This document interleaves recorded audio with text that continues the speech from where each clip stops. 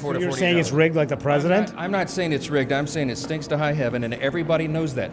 Let's remove the appearance of impropriety. Let's have what a concept. Let's have votes on an election the day of the election. Now, just as President Trump is saying that the elections in California were stolen without providing any evidence whatsoever, we are hearing his closest Republican allies on Capitol Hill starting to echo some of those claims. But what evidence is there to prove that there was rigged? Some of these efforts are so diabolical and so far upstream it is impossible to prove. But I think everybody knows instinctively something is wrong here.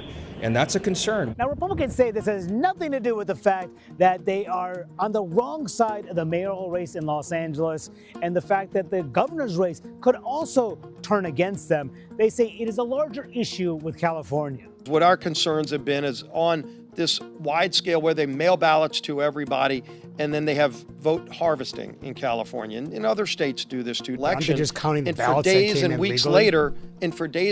later, they just keep finding ballots until the election results change.